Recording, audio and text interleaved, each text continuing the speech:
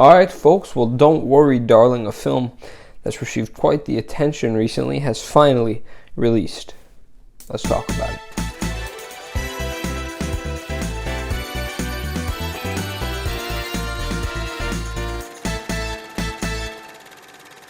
So, folks, if you haven't been living under a rock in the past month, 2 months, you, of course, probably know about Don't Worry, Darling.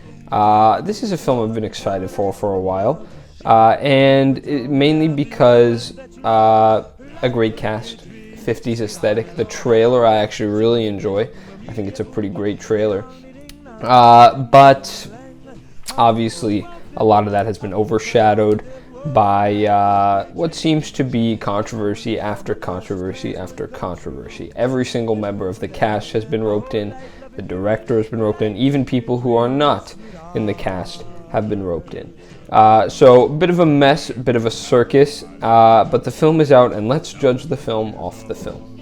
And then I will give the disclaimer. It is a very obvious statement to say that I'm biased, because everyone is biased at all times. But I will say I was very excited for this film going in. I was super rooting for it, but I do think that a lot of the controversy and the negative opinions around this film have probably influenced mine. But I tried to be as objective as possible. I do firmly believe in my criticisms of the film, as well as my praises of the film. And I hope that you too can be objective. I want to start off, as always, with some of the things I liked. Let's get into the performances. And the one really here to talk about, obviously, is Florence Pugh.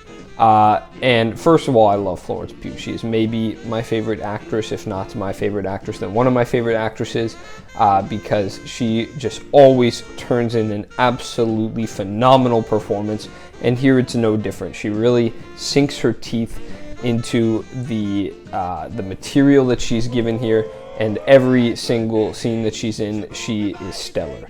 But unfortunately, I mean, I'll get into the writing, I think, in a bit, obviously.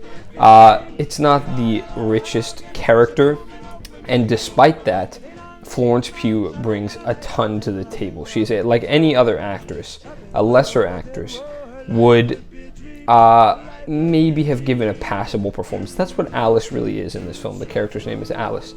She's fine. The film is obviously almost entirely through her perspective. It is entirely through her perspective. And as such, we're sort of imprinted on her because we're obviously trying to figure out the mystery behind the film with her. And so not given a ton to relate to her with, to love about her necessarily, or any traits to attach ourselves to, but Florence Pugh just delivers such a magnetic performance that it's impossible not to be attracted to it. And then some of the other performances in the film. No one in this film is bad, in my opinion. Harry Styles has obviously received a lot of criticism, and he is probably the weak link as far as the cast goes, but it was not distractingly bad, in my opinion. I thought he was okay. I do think it probably could have been better with somebody else, but I don't know that my enjoyment was necessarily diminished by his performance. And then you have people like Chris Pine, Gemma Chan, Olivia Wilde is pretty good as an actress, and this is something a lot of people have pointed out, they just don't get enough time to shine. They are great while they're there. They each have maybe little highlight moments, especially, I mean, Chris Pine is good in all the scenes he's in. I really like the guy. He's super charming, charismatic in all the scenes he shows up in, but he appears very briefly. And so as a result, can't say I loved his character. I mean, his performance was good, to be sure, but left a lot to be desired. Outside of the performances, I want to talk about a ton of technical categories. The cinematography was good, not spectacular. The production design and the costume design, of course, the film is trying to replicate a 50s aesthetic, as I'm sure you know if you have seen the trailer or anything about the film, really, and it nails it, frankly. I mean, all the houses are perfectly represent the time frame. All the costumes, the extravagant dresses, and the suits that the men wear, and the cars that they drive. It feels like you're in this little slice of life from America in suburban 1950s. I mean, Not much more to say there. They do an excellent job in recreating that. I think, unfortunately, that is it for the things I really enjoyed, and now to get into some of the things I didn't enjoy. First of all, I've seen some people praise the editing. I am actually going to firmly disagree with that stance. I found the editing to be often very jarring.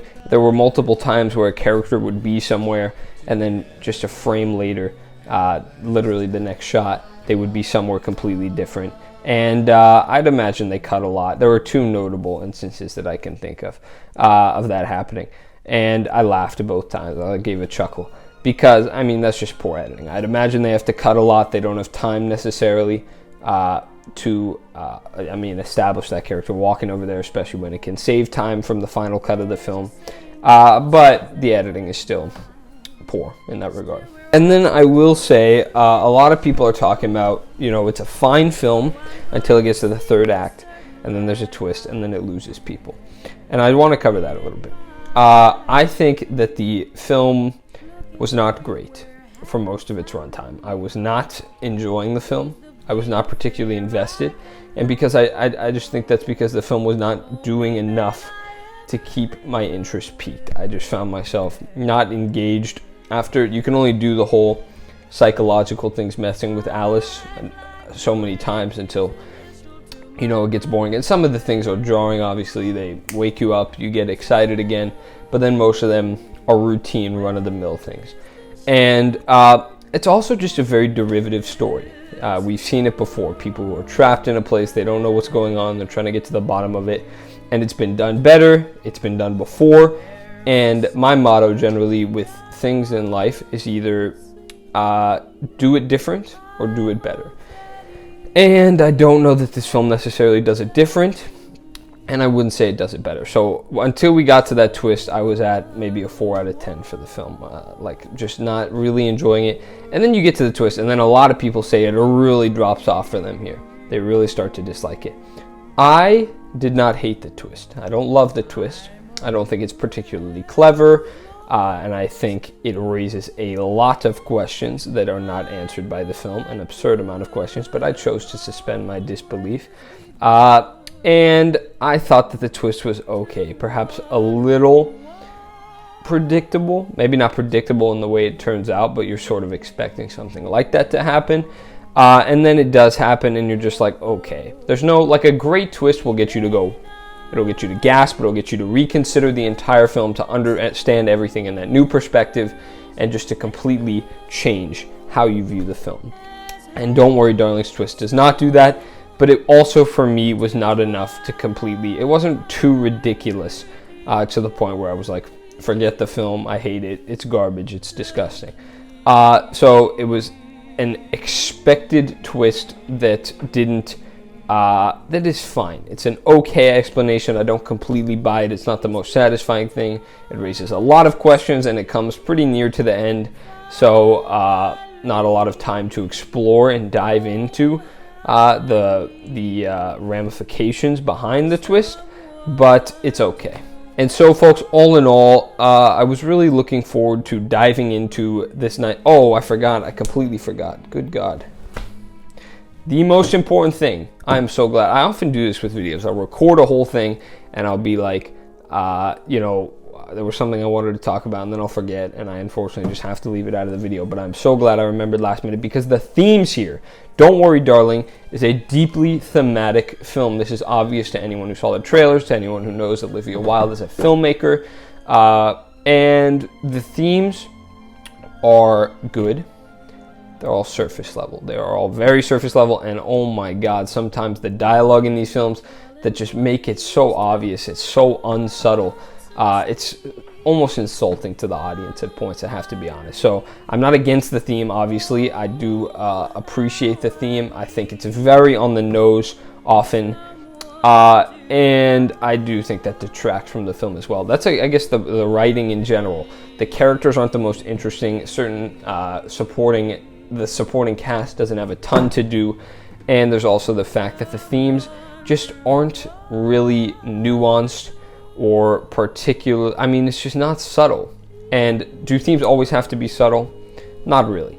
But I do think that when you're going to make a film like this that's been done before, but you want to give it that twist to make it gender-based and explore how, you know, women are treated in our society and expected to do things and exist under the patriarchy, to look at this concept under that lens, I think it could have used some deeper exploration beyond just the very surface level stuff and the kinds of things these characters say that just nail it into your head. It's impossible to not recognize the themes of the film. So that is one of my major complaints of the film. All right, folks, now hopefully that's all that I wanted to say. I can't believe I almost forgot that. But, folks, don't worry, darling. I went into it. I like the 1950s aesthetic. I really do. And I appreciated the technical stuff here. I really enjoyed Florence Pugh's performance. But don't worry, darling, left so much to be desired. I really think there is probably the bare bones of a good film in here that could have certainly been developed to be great. But as it stands, it was a bit too many flaws, in my opinion. And I don't think I'll really be returning to it for either the themes, which I think I can find in a better film, or just the general concept of being trapped in a place that you don't understand, which I can also find in a better film. So Don't Worry, Darling is unfortunately going to be a C. I'm going to give it a 4 out of 10. Didn't love it. Let me know what you thought down below. This film has been trashed, and I don't know that all of it is warranted. I haven't read too many reviews, so I do hope to read some more and really find out. Because this one, I've been seeing also some people not loving it, of course, but giving it some praise. So, wide range of opinions on this one, obviously tainted by controversy as well. You always have to consider that for a film like this. Let me know what you thought of it down below, if you saw it, if you agree or disagree with anything I said. Folks, I've been EDPC Reviews. You have just been the absolute best. Next up that I will probably review is a film called Blonde. You may know it because it is just as, if not arguably more, controversial than Don't Worry, Darling. So that should be fun. Stay tuned. Bye-bye.